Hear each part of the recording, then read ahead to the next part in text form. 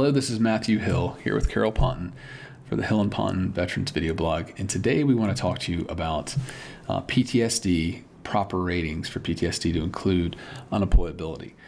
We get a lot of vets asking us about this as far as how they get the highest rating. One of the things with the mental health diagnostic code, what they use to rate PTSD and other mental health problems, is that it's really hard to get 100%. They very rarely give 100%. So the max rating you typically see is 70%. So we'll start there and go down, but what do you see? What does a veteran need to get unemployability from there? Well, first of all, you have to realize there is the regional office and the rules that they follow. And then there's the Board of Veterans' Appeals above them in the court, which is the law. And that's what we think the regional office should be following. And that's also, when we go to the Board of Veterans' Appeals or up, that's what they follow.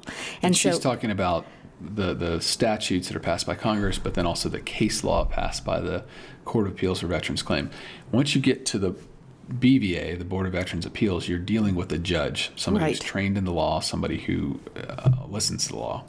But at the regional offices, they work off of a manual, which, in our opinion, doesn't quite follow how the law should be. For instance, the law says that if you have a 70% rating for PTSD and they know you're not working, they should automatically consider you for unemployability. The regional office doesn't do that. If you haven't filed the claim, if you haven't asked them to do that, they're not going to do it. So a lot of people have been sitting there with 70, 80%, 90% rating for years because they didn't file the claim. And yet they can't work. And the VA knows it. So it's really important that if you feel you can't work, whether you have a 50% or a 70% or a 30%, file an unemployability claim. That's the form VA 21-8940. All it asks is why you can't work, name and address, and where you worked, and how long ago that was. Right. And just to put this in perspective, we're talking about the difference between, I think, $1,300 for 70% and just about $3,000 for 100%. So it's significant. 70% rating does not equal 70% of 100% compensation. Exactly. If that makes more sense. So it's really important to file that form. It's also important when you are at 70% to let the VA know symptoms that would affect your ability to work. And what I mean by that, with PTSD in particular, you find that the individuals, they do not like being around other people. They get angry easily. And the biggest one I see is they can't put up with bosses who are idiots.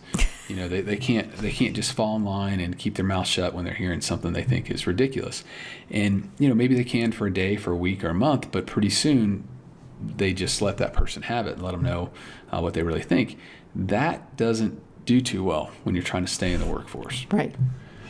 So again, we'd say file that claim for unemployability if that's what's keeping you working. Let them know what parts or how the PTSD in particular is affecting you at work, meaning how is it interfering with your ability to work with others or just to do your job. And maybe people who worked with you will do a letter for you and say, this person is a really nice person, but I found that they didn't trust other people. They didn't want to be around them, and they became angry when other people would make mistakes.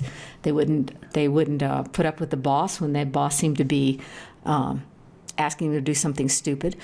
It can really help you to have letters in if your boss. Maybe your boss didn't really want to let you go, but they had to. Mm-hmm. If they'll do letters for you, put those in the file. That could help you enormously. Well, thank you so much for tuning in to the Hill and Ponton Video Blog, and we hope to see you again soon on this space.